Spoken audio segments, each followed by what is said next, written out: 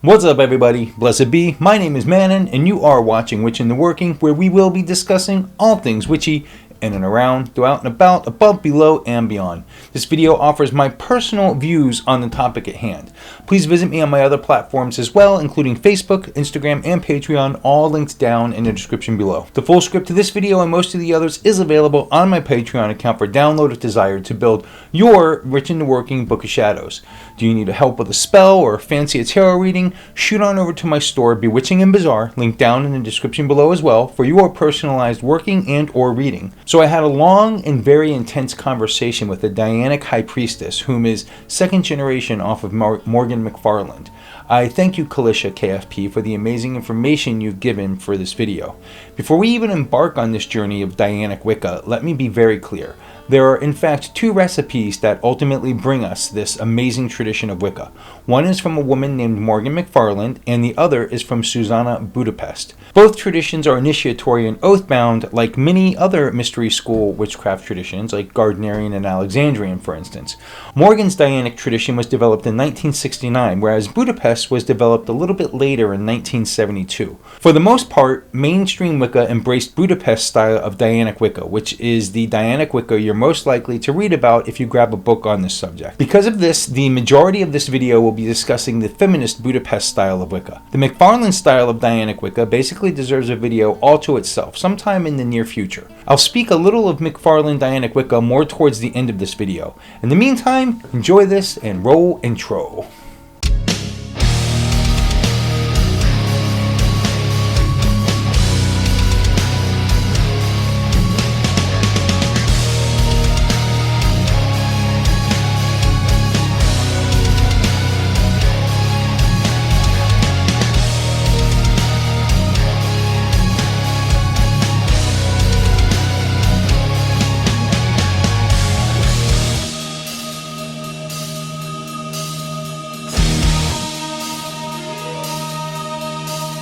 Welcome back everyone. Imagine a circle of people gathered under the full moon, chanting and celebrating the beauty and power of the natural world.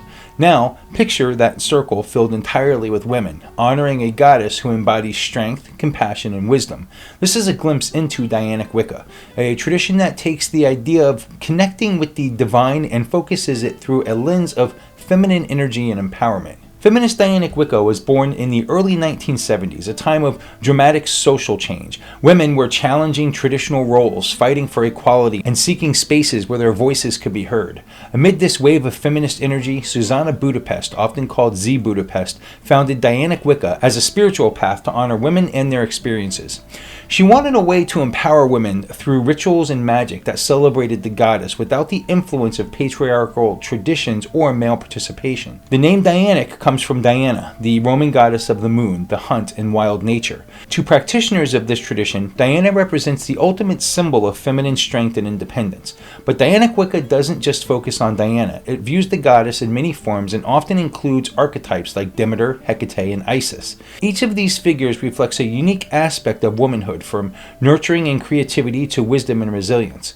Dianic Wicca differs from other Wiccan traditions in important ways. While many Wiccan paths celebrate both a god and a goddess, Dianic Wicca exclusively honors the goddess. The divine masculine isn't included, not out of hostility, but because the focus is deliberately centered on the feminine energy. This tradition often serves as a spiritual haven where women can explore their identity, heal from past wounds, and reconnect with their inner power. This approach is deeply rooted in the idea that the sacred feminine has been undervalued for centuries. Think about history books. How often do they highlight powerful women or celebrate the contributions of the feminine? Dianic Wicca seeks to rebalance this by placing the goddess at the center of spiritual practice. It reminds practitioners in the world that the feminine is just as divine as the masculine, if not more so. One of the things that makes Dianic Wicca special is how it embraces personal experiences. Rituals aren't just about honoring the goddess, they're also about honoring yourself and your unique journey. Whether it's celebrating a new phase of life, healing emotional wounds, or simply connecting with nature, Dianic rituals are designed to reflect the needs of the participants. There's no one-size-fits-all approach. Instead, the tradition encourages creativity and adaptability. Dianic Wicca also emphasizes the importance of sisterhood. Many practitioners form small, close-knit groups called covens, where they can share their experiences, celebrate the seasons, and perform magic together. These covens often become like second families, offering support and understanding in a way that feels deeply empowering. Despite its strong focus on women's empowerment, Dianic Wicca has faced its share of challenges. Some critics argue that its exclusion of men makes it too narrow or even discriminatory. Others feel that its focus on women doesn't leave enough room for people of all genders to explore their spirituality.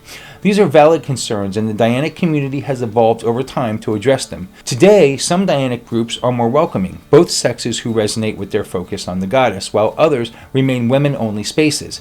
At its heart, Dianic Wicca is about more than just magic or rituals. It's about reclaiming the sacred feminine and celebrating the power that comes with it. It encourages women to see themselves as divine, to honor their strengths, and to find healing in a world that often overlooks them.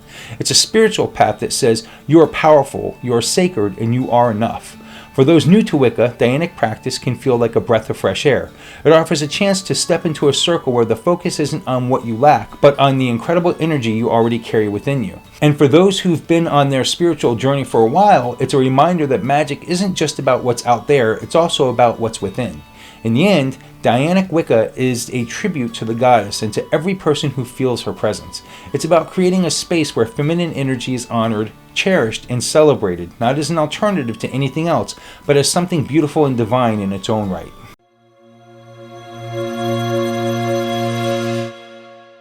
When you hear the word belief, what comes to mind? Maybe you think about faith, ideas, or values that shape how someone lives their life.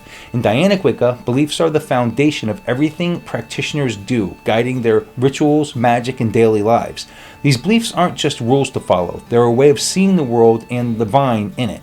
At the heart of Dianic Wicca is one big idea: the goddess is everything. She's not just a figure to pray to or a symbol of nature. To Dianic Wiccans, the goddess represents life itself. She's the earth, the moon, the waters, and even the stars above.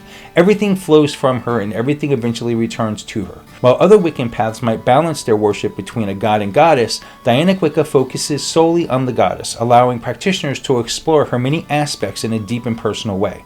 So what does it mean to honor the goddess? For starters, it means celebrating life and nature. Dianic Wiccans believe that the natural world is sacred, from the tiniest blade of grass to the tallest mountain. This belief shows up in their rituals, where they might call on the elements earth, air, fire, and water to create balance and harmony. These elements aren't just random forces, they're seen as gifts from the goddess, each with its own role to play in the universe. Another key belief is that every person carries a spark of the goddess within them. Dianic Wiccans believe that by tapping into this divine energy, they can find strength, healing, and wisdom. This is one reason their rituals often focus on self-discovery and empowerment. Instead of looking outside themselves for answers, practitioners turn inward, trusting their intuition and personal connection to the goddess. Rituals in Dianic Wicca are a bit like creating a recipe for magic. You gather your ingredients, candles, herbs, crystals, or whatever feels right for the occasion, and then mix them with intention. But the real power isn't in the tools, it's in the energy and focus of the person performing the ritual. Whether they're celebrating the cycles of the moon, marking a seasonal festival, or casting a spell for healing, Dianic Wiccans see rituals as a way to connect with the goddess and bring her energy into their lives. One of the most important practices in Dianic Wicca is celebrating the moon. The moon is seen as a reflection of the goddess, and its cycles mirror the different stages of life. The waxing moon, when it's growing, represents growth and new beginnings. The full moon is a time of abundance and power, and the waning moon, when it's shrinking, symbolizes release and reflection. Dianic Wiccans often hold rituals during these phases to honor the goddess and align their intentions with the energy of the moon. But Dianic Wicca isn't just about connecting with the goddess, it's also about connecting with others. Many practitioners form close communities where they can share their experiences and work magic together. These groups, often again called covens, are like spiritual families built on trust and shared goals. In a coven, everyone contributes their unique skills and insights, creating a space where members can learn from and support each other. Dianic Wiccans find strength in these circles where the energy of the group amplifies their rituals and magic. Another core practice in Dianic Wicca is healing. This doesn't just mean physical healing, it also includes emotional, mental, and spiritual well-being. Many rituals are designed to help practitioners release pain, forgive themselves or others, and move forward with a renewed sense of purpose. Whether it's lighting a candle for someone who's struggling or meditating to let go of past hurts, healing is a central theme in Dianic practice. Empowerment is also a big part of Dianic Wicca. In this tradition, magic isn't something reserved for an elite few. It's something everyone can do. Dianic Wiccans believe that by embracing their personal power, they can shape their own lives and make a difference in the world. This might mean standing up for themselves, helping someone in need, or simply taking time to care for their own well-being. Magic in this sense is about transformation, not just of the world around you, but of yourself. Dianic Wicca is more than a set of beliefs or rituals. It's a way of life. It invites practitioners to see the sacred in the everyday, to honor their own journey, and to embrace the strength and wisdom within. Whether they're walking through a forest, lighting a candle, or gazing at the moon, Dianic Wiccans are constantly reminded of their connection to the goddess and to the world around them. And in that connection, they find a sense of purpose, belonging, and power.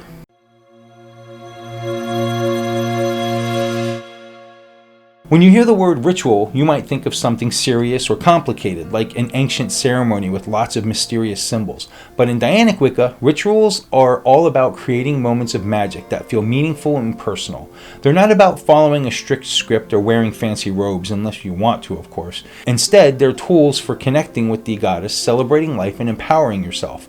Imagine a clear night with the full moon shining down. You light a candle, hold a favorite crystal, and speak a few heartfelt words. That's a ritual. It's that simple and that powerful. Rituals in Dianic Wicca are deeply personal and flexible. They're designed to help practitioners tune into their intentions, align with nature's cycles, and tap into the sacred energy of the goddess. One of the most cherished rituals in Dianic Wicca is the moon circle. This moon holds a special place in this tradition, representing the ever-changing cycles of life. During moon rituals, practitioners might gather with others, casting a circle to create a sacred space where they can focus their energy.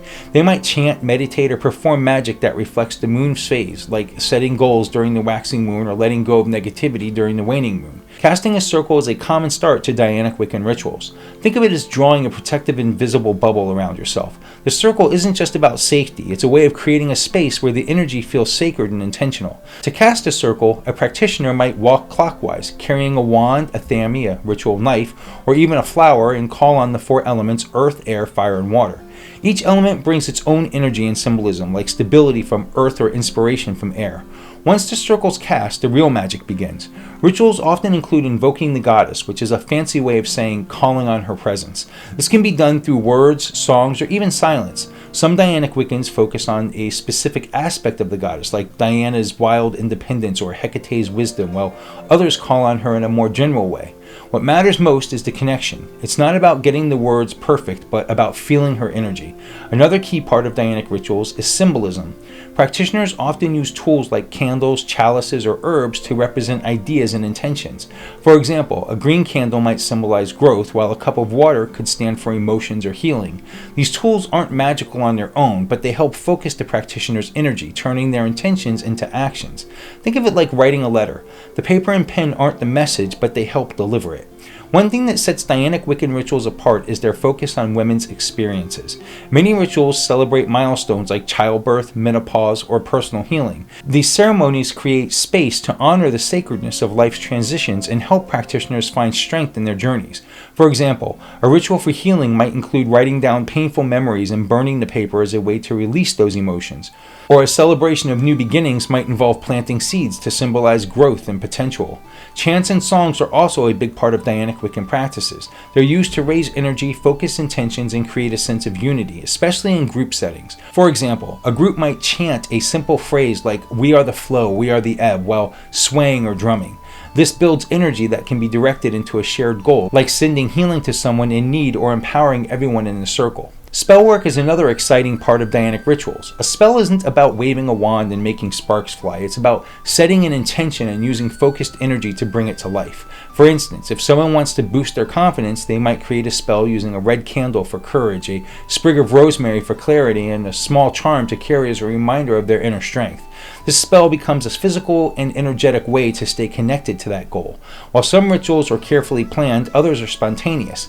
Dianic Wiccans often encourage creativity in their magical practices, whether that means dancing under the stars, painting a picture of the goddess, or simply sitting in quiet meditation. There's no wrong way to connect with the sacred. The important thing is that it feels authentic to you. Ultimately, rituals in Dianic Wicca are about transformation. They help practitioners honor their own power, deepen their connection to the goddess, and create positive change in their lives. Whether it's a simple moment of gratitude or an elaborate seasonal celebration, each ritual is a reminder that magic isn't something you do, it's something you live.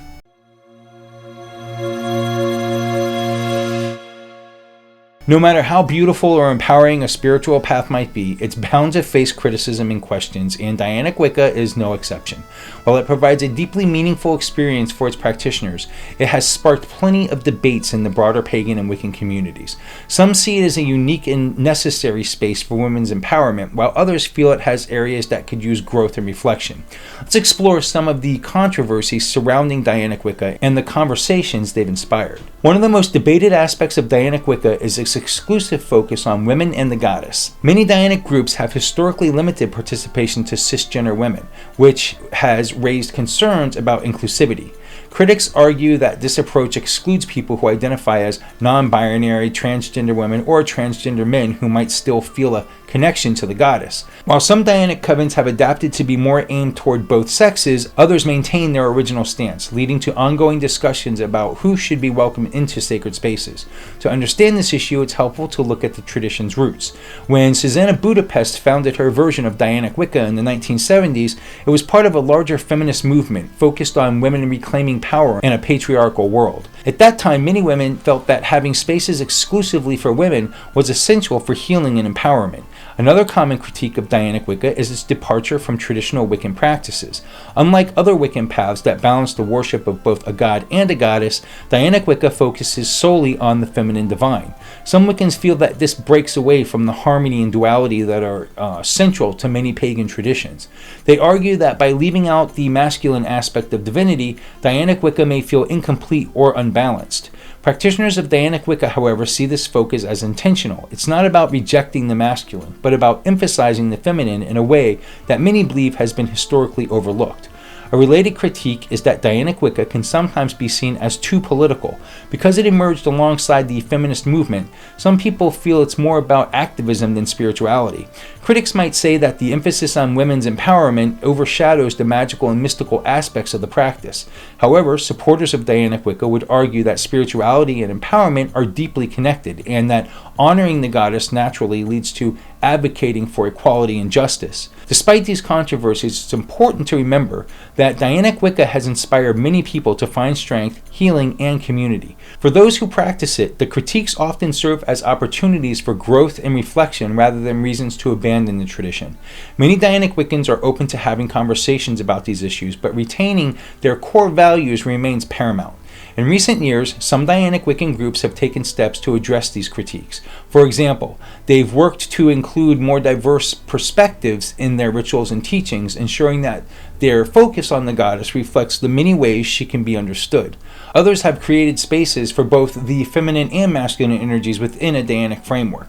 At the heart of these discussions is a simple but powerful question. How can a tradition honor its roots while growing to meet the needs of today's world? For Dianic Wicca, the answer often lies in staying true to its focus on empowerment and connection while remaining open to change. It's a delicate balance, but one that many practitioners feel is worth striving for. Ultimately, controversies and critiques aren't necessarily a bad thing. They're signs that a tradition is alive, evolving, and engaging with the world around it. For Dianic Wiccans, these conversations are an opportunity to reflect on what makes their path meaningful and how they can continue to honor the goddess in a way that resonates with all who feel called to her.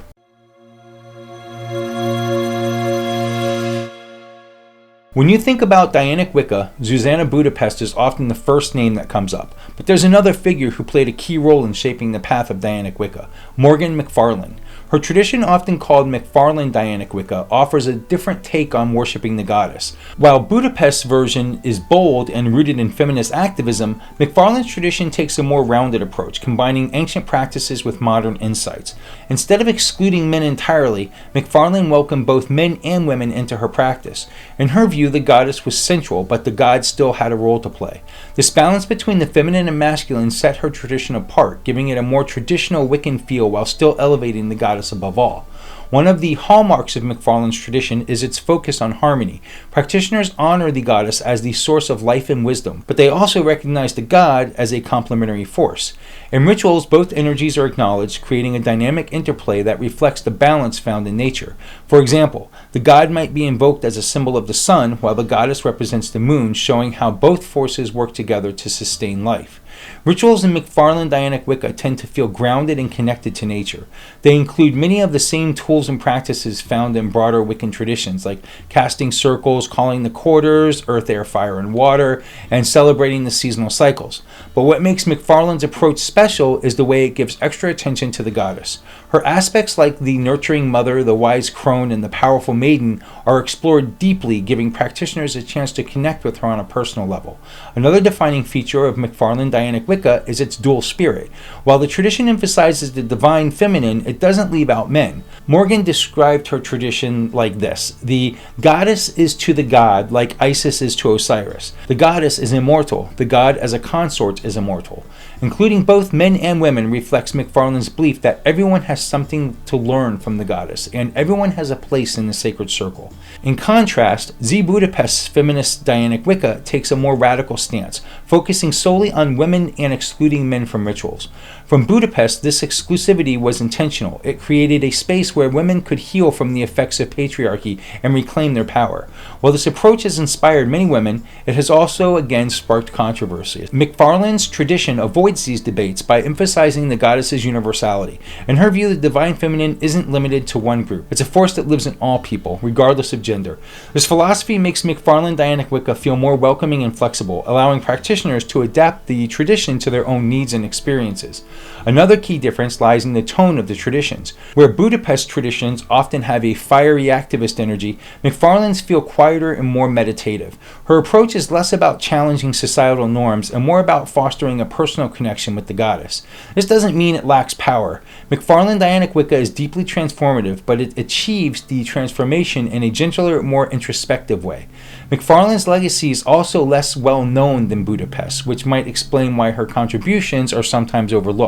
While Budapest wrote books and became a public figure in the pagan community, McFarlane's work remained more private, shared primarily within her own circles. Her tradition has grown quietly over the years. Despite these differences, both traditions share a common goal: honoring the goddess and empowering practitioners to live magically. They offer different tools and perspectives, but at their core, they both celebrate the divine feminine as a source of strength, creativity, and renewal. In the end, Morgan McFarlane's Dianic Wicca reminds us that there's no one-size-fits-all approach to spirituality. Whether you're drawn to her philosophy or prefer Budapest's women-only circles, the important thing is finding a path that feels true to you. McFarlane's tradition offers a beautiful reminder that magic is for everyone, and that the goddess's wisdom belongs to all who seek it.